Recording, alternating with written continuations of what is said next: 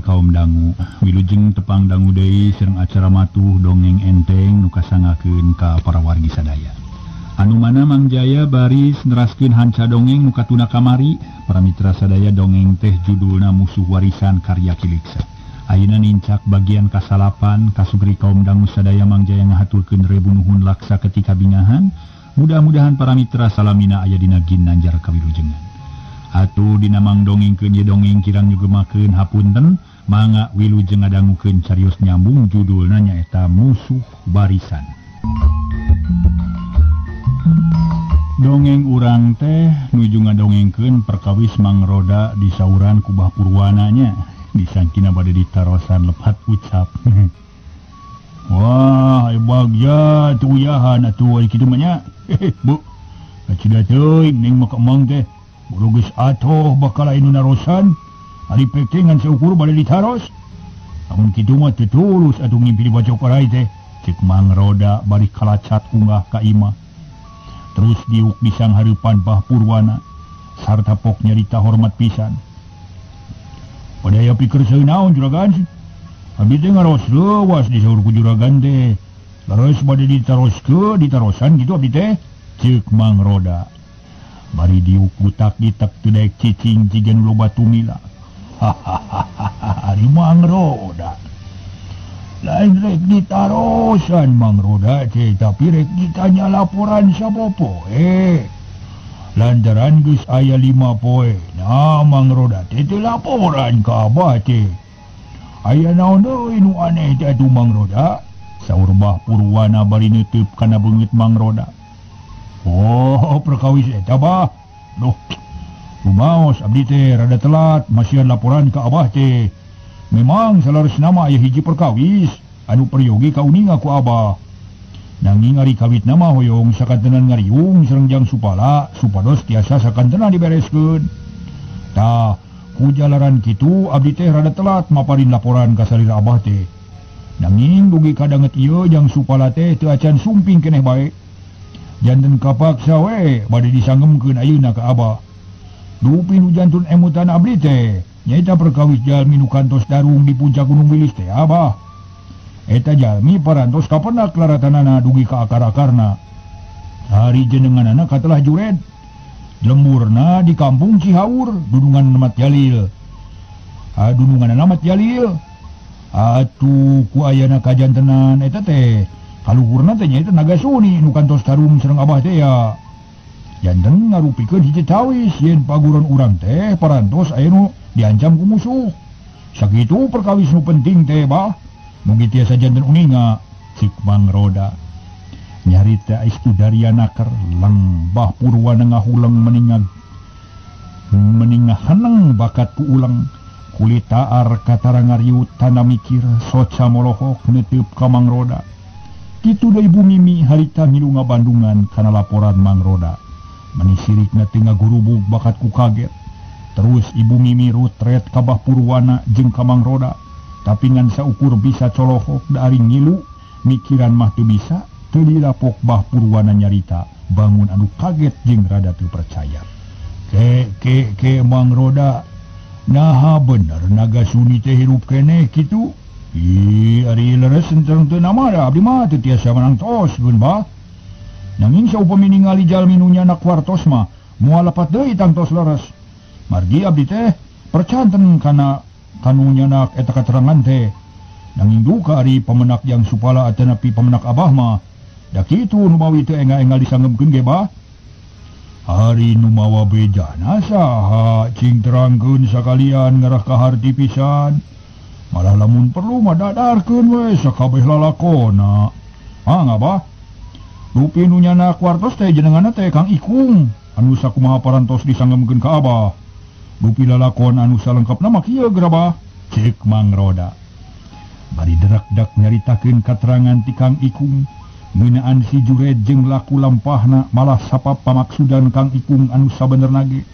Sakalian dicaritakeun deui, sanggeus beres roes, terus Mang Roda mungkas caritana.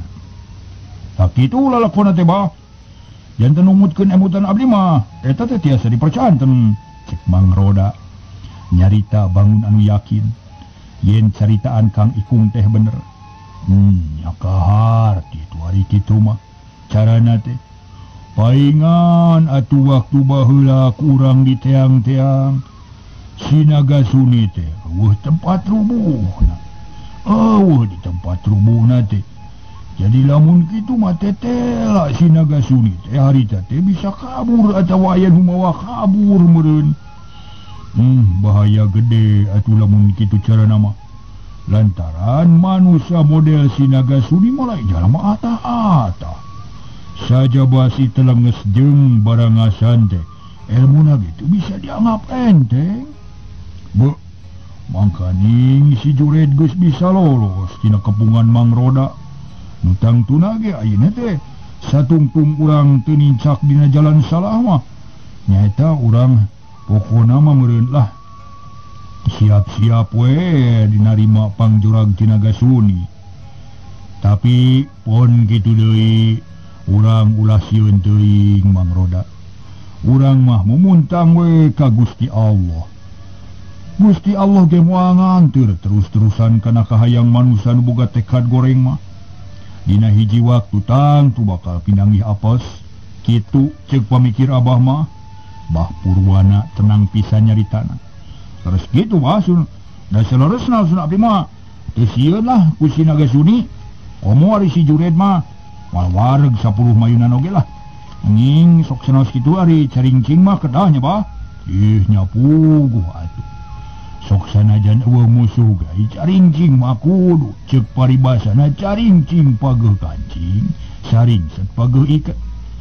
Atuh kitu diantarana maksud jeung tujuanna mah supaya ulah beunang ka asupan ku musuh kitu. Lantaran boro-boro aya nu dicuriga, dalah eueuh nu dicuriga ge kudu urang teh siap sayaga. Sabab ati-ati jeung taliti teh kemangna kasalametan.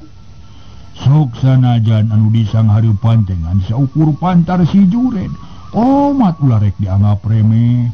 Sabab sok timbul rasa sombong, ujub, ria jeung takabur, kalayan sok boga rasa aing uyah kidul. Tah kulantaran nu sarupa kitu teh salilana kudu dijauhan. Sabab urang mah nu diteangan teh kasalamatan apaan. Kartos pisan bahalah. Mudah-mudahan urang teh sing disalametkeun ku Nu Maha Kawasa, ceuk Mang Roda ngahaminan kana caritaan Bah Purwana. Malah saterusna mah der ngobrol ngaler ngidul sagala dicaritakeun. Urang tuna carita Bah Purwana nu keur ngobrol sareng Mang Roda di paguron monyet bodas. Kocapkeun si Jured nu keur dicaritakeun ku Mang Roda harita geus siap siaga jeung Citrasena rek ngalaksanakeun tugasna. Malah harita geus aya di lembur Ciborelang ngan masih keneh rada jauh sabab anu direncanakeun hayang datang ka Ciborelang kira-kira wanci asar. Sangga si Jured jeung Citrasena laleumpang ngarasa capek. Rengduanana areureun di hanapeun tangkal kai anu daunna nguyuh. Bari ngareureuhkeun kacape, pok si Jured nyarita ka Citrasena. Ujang, samemeh urang ngalaksanakeun tugas, perlu ngatur siasat heula, sangkan pagawean bisa hasil kalawan salamet. Tah, kulantaran kitu mangrek tumanya ka si Ujang. Ari Ujang geus boga rencana pikeun ngalaksanakeun sandiwara. Kumaha carana nu leuwih hade? Cek si Jured bari ngurutan bitisna. Nu karasa carangke jeung pegel. Teu ari baras leumpang jauh ari Citrasena samemeh ngajawab ret. Culang cileung bari harita teh paramiter reketak mageuhan tali buntelan. Terus dicorok ku iteuk hoe nu tungtungna nyempluk jiga bakri. Eta iteuk teh disadiakeun ti imah keneh ari geus kitu kakara ngajawab. Mang Jured, kuring memang geus dipopatahan ku aki cara-cara nyanyiwara nu leuwih hade. Kieu geura Mang Jured kudu init sorangan ka imahna si Supala. Rek baba direkese Mang Jured kudu usaha sateka pola supaya maling kuda dina waktu beudang. Carana kumaha bae terserah ka Mang Jured. Sabab geus loba pangalaman Mang Jured mah. Tah lamun geus kitu Mang Jured kudu mawa kabur eta kuda bari sabisa-bisa supaya aya nu ngudang. Lamun perlu mah gogorowokan we. nangta ngajak balap sangkan mudag ka Mang Jured. Hari kuring rek magat di jalan anu bakal kaliwatan ku Mang Jured. Kuda anu keur lumpat tari ku kuring bakal dikait tali kadalina ku itek nyengkluk. Tah tidinya Mang Jured kudu luncat. Sangkan teu kabantingkeun ku kuda nu eureun dadak-dadakan. Anu saterusna kuring jeung Mang Jured kudu tarung patutunggalan itung-itung latihan. Tapi lamun anu ngarudag geus rada deukeut Mang Jured kudu kabur buru-buru tinggalkeun kuring tong dipalire deui. Tak kitu carana.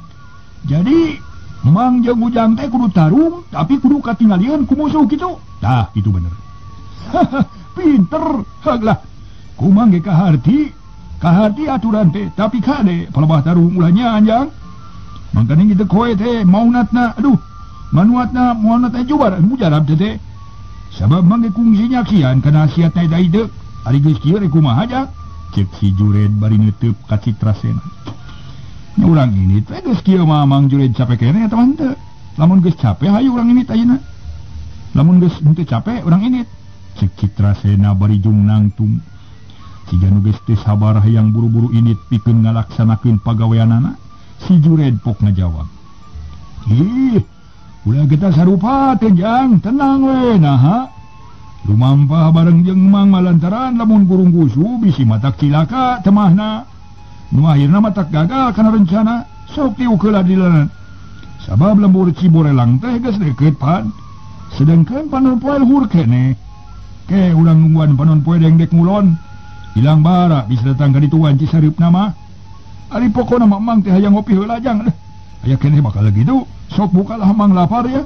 Cek si Jured bari neuteub kana buntelan nu geus meunang mageuhan. Pok Citrasena ngajawab bari gek diu dina urut tadi. Alah Mang Jured mah meuni beuki pisan kana barang dahar teh. Tapi da kuring ge hayang Mang lah. Soklah urang ngareusian heula peujit. Cek Citrasena bari kusiwel muka deui buntelanana. Telila berai buntelan muka sarta gorehel aya kulup nog meri. Menigalituk aya kana 20 na atuh brak si Jured jeung Citrasena ngadalahar kulup nog jeung kupat. Sanggeus nepi kana waktu nu direncanakeun beral si Jured jeung Citrasena arinit deui ngajugjug ka lembur Ciborelang. Sanggeus kira-kira meunang saparapat jam lilana. Srog ka hiji tempat nu rada datar jeung ngareunah lamun dipake pakalangan tarung. Pok Citrasena nyarita. Mang Jured, cigana tempat ieu hade pikeun tarung ieu. Ari Ciborelang teh jauh keneh Mang. Cek Citrasena bari reg leumpangna eureun heula. Terus ngareret ka si Jured. Pok si Jured ngajawab. Wah bener hade pisan jang. Mang ge satuju lamun nya diwara di dieu malah. Lantaran ieu tempatnya luhur jeung rada meulit pasir tuh.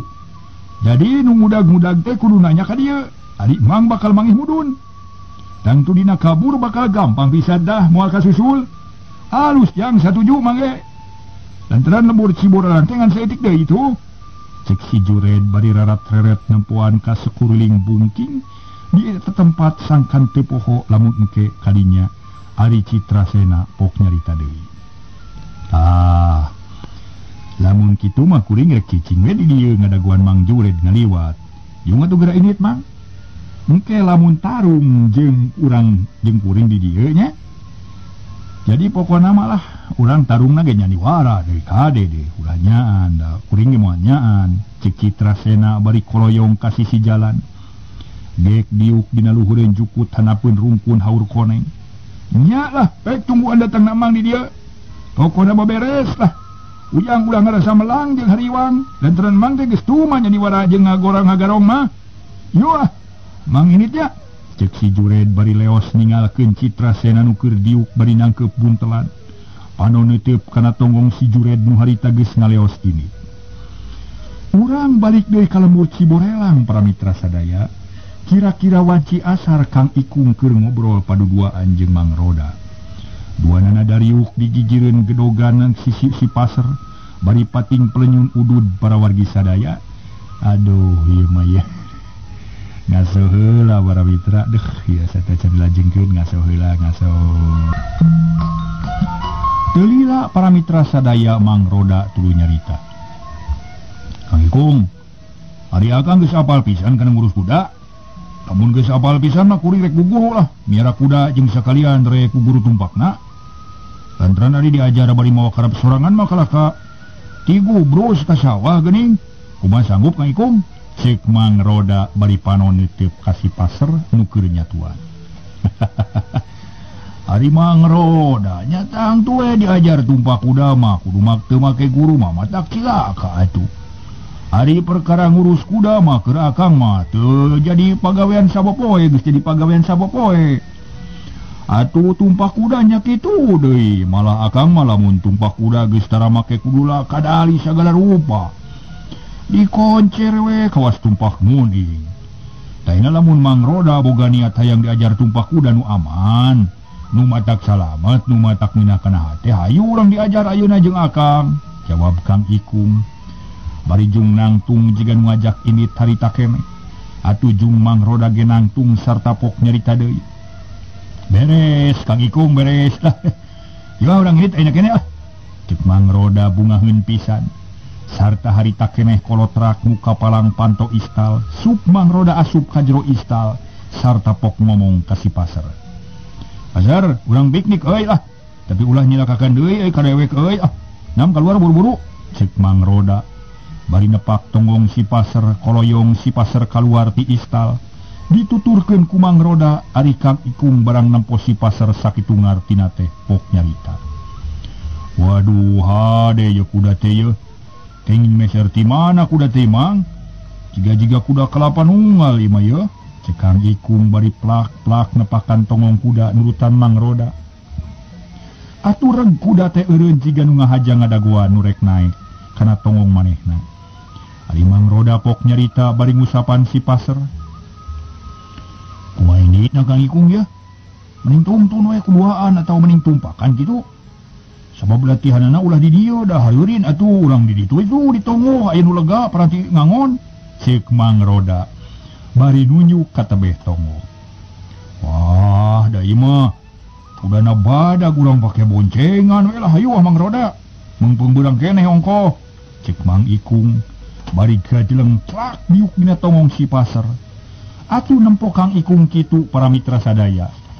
Geus anjeut ceuleuh dina tongong si Passer pok Mang Roda nyarita. Nya lah, benernya urang boncengan we lah. Sok cek heula lesna bisi si Passer ngablesur. Oge kuring ke kabusur. Cek Mang Roda bari kalacat naik kana tongong si Passer.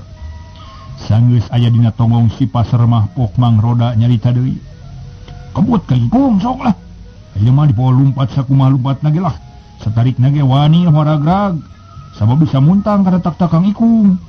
Lamun ragrag pasti babarengan sarta nyerina ge bisa setengahna, setengah sewang. Pan moal kacida teuing meureun. Nya sok atuh siap-siap urang mimitian lumpat. Cek Kang Ikung. Bari ngenyed tali kadali sarta pok nyarita ka si Passer. Lumpat Passer. Lumpat Passer. Cenah atuh beretak cileng si Passer lumpat meninggal belesur tarik naker. Naningan Passer sumpit, Mang Roda meniti peperket muntang kana cangkeng Kang Ikung. Ari si Passer lumpat namani sataker tanaga. Jiga nu ngahaja hayang ngaguberakeun Mang Roda, tapi Kang Ikung geus ahli pisan dina ngadalikeun kuda lumpat. Teu srog kuda anyog ka palataran anu kacida legana paranti ngangon sasatoan. Gancang si Passer dicentok lesna ku Kang Ikung bari dititah eureun. His. Eureun Passer. Eureun. Cek Kang Ikung. Terus tali kadali teh ditarik. Sangkan si Passer teu mabur deui. Sabab si Passer geus meujeuh narsep lumpat da puguh kaseleun. Ari Mang Roda nyarita ka Kang Ikung. Nah, geus dieureunkeun Kang Ikung. Terus atuh bawa ngurilingan lapang lah ngarasu gemah ieu sok lompatkeun deui Kang. Is. Salah atuh kitu mah Jang Roda. Sok turun heula Mang Roda lah. Si Passer rang tegarkeun heula. Ku akang ngarah awakna panas. Sabab lamun dina kaayaan kieu mah hese ngadalikeunana kaseueun keneh. Kajabat ti kitu Mang Roda apa rek diajar lain rek pelesir pan. Sok turun. Oga tuh. Ari kudu-kudu ting matang tu kuring nurut. Sabab dina soal tumpak kuda mah kuring teh murid Kang Ikung. Sok tegarkeun heula ku Kang Ikung. Ku kuring rek dilalajonan kumaha carana. Cek Mang Roda. Bari juru turun. Ari Kang Ikung pok nyarita deui.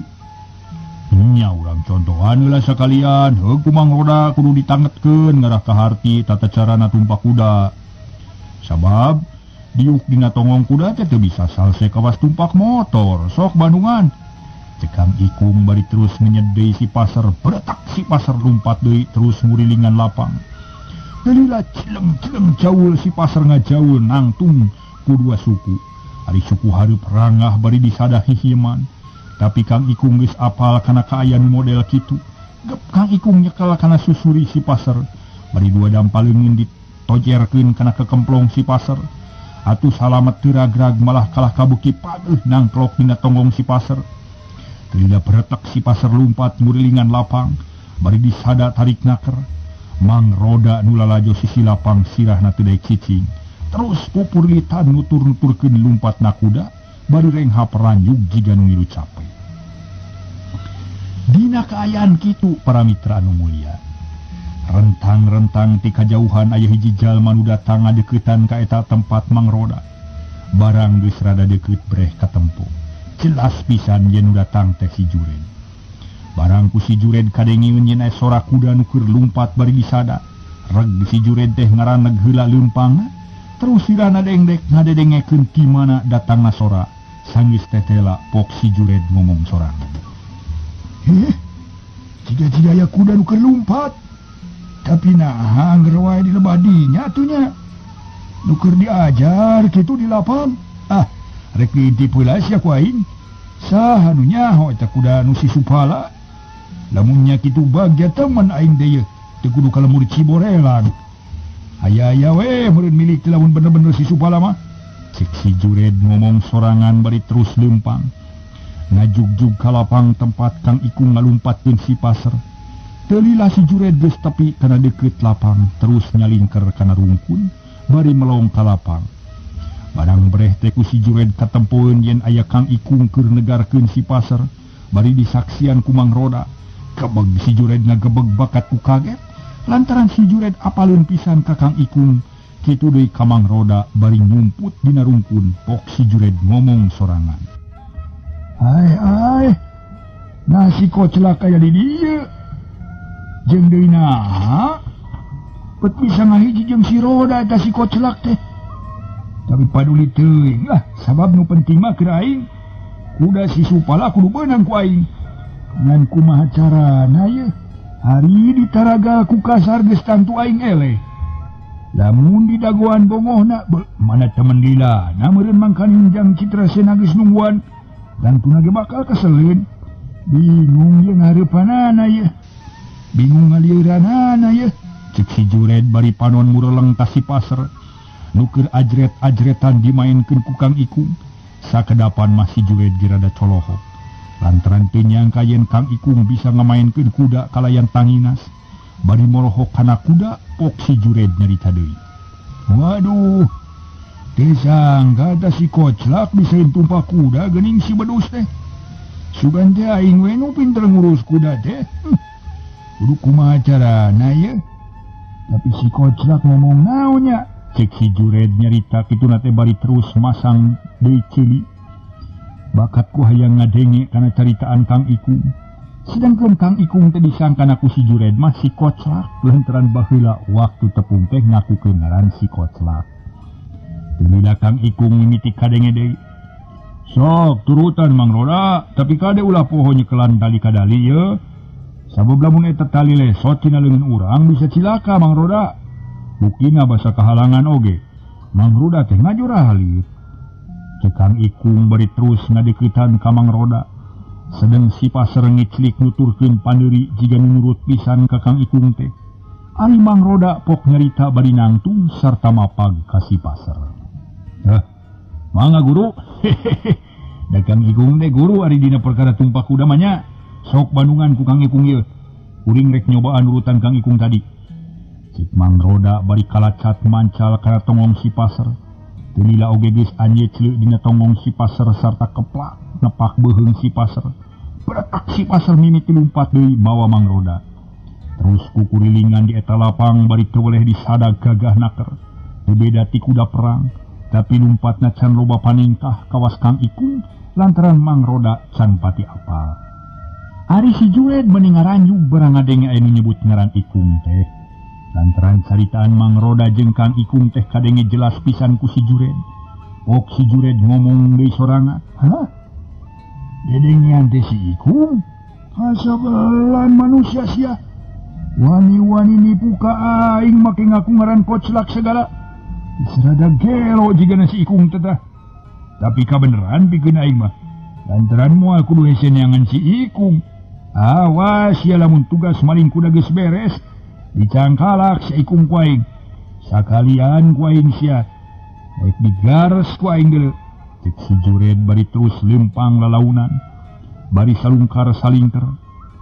Kanu rada buni ari maksud rek ngadeukeutan sisi lapang nu mineng kaliwatan ku mangroda. Lantaran ku si Jured geus kahartieun yen mangroda teh keur diajar tumpah kuda. Umata kumaneh narki pegat sakalian direbut kudana. Kitu pamaksudanana sedeng mangroda jeung Kang Ikung harita teh teu ieuh nyahueun yen dirina aya nu ngawaskeun. Para mitra sadaya, tekung silila ge si Jured geus tepi ka sisi lapang. Terus manehna ngadepong bari panon ngawaskeun ka sis paser nu keur lumpat ngurilingan lapang. Dilaleungeun si Jured geus sadia popongkol segede cangkeng. Tapi hampang sangkan babari maledogkeunana. Tidak berat aksi pasar lompat kapal basi Jured nyumput. Barang jol pedawar popongkol teh dibalangkeun dipake maledog si pasar nu keur lumpat. Atuh ceneng jauh si pasar ngajauh luhur pisan lantaran reuwaseun. Sabab popongkol teh meneran pisan kana dadana. Koreang, judalit, kurentel, mangroda ragrag. Terus gogorentelan dina lapang lantaran kabantingkeun ku si pasar. Ari si Jured meningan sakilat silang luncat muru ka si pasar nu keur ngajaul. Kep, tali kadali ditewak terus luncat kana tonggong si pasar. Badetak si pasar ditegarkeun dibawa kabur ku si Jured. Bari lumpat gero si Jured nangtang ka mangroda nu keur gogorentelan. "Hei, Roda, edan, udah gaing ye, iwan mas ya. Manusia jumago sia kesebelan. Udah gaing ye." Cek si Jured bari ngacungkeun peureup nu katuhu. Sedengkeun nu kenca dipake nyekelan tali kadali. Tetela si Jured teh geus ahli dina negarkeun kudam. Malah Kang Ikung meuni colohok barang nempo katanginasan si Jured. Ari mangroda korejat hudang sarta deregdeg mudag kuda nu kabur jeung si Jured. Bari lumpat mangroda ngagero marentah ka Kang Ikung. "Kang Ikung aya musuh, bejaan batur Kang. Kuring rek mudag bisi tinggalin tapak. Buru-buru lumpat Kang, lumpat." Cik mangroda. Panon teu lesot niteup ka si pasar nu lumpat tarik naker. Teu beda jeung pasar, teu kitu demah kumaha atuh da puguh para mitra. Si Jured teh geus kawentar bada gajul jeung ahli dina lumpat tumpah kuda. Ari Kang Ikung barang ngadenge mangroda ngagero nitah ngabejaan baturna. Manehna mending ngarenyag kalayan teu loba dicarita deregdeg Kang Ikung lumpat ngajentuk ka ponok pa rek ngabejaan murid-murid monyet bodas. Lumpatna meniti buburannya teu nolih kana naon-naon. Tekung silila burudul murid-murid monyet bodas meni rabeng lalumpatan patarik-tarik nyusul si Jured. Tapi kulantaran si Jured mah lumpatna make kuda, teu bisa kaburu-buru kasusul. Malah Kang Roda oge anu mudag pangheulana teu bisa nyusul ka si Jured. Tapi sok sanajan kitu oge tetep diwani arudag. Malah beuki digancangan lumpatna, sarerea pada hayang pangheulana ngawarah si Durjana.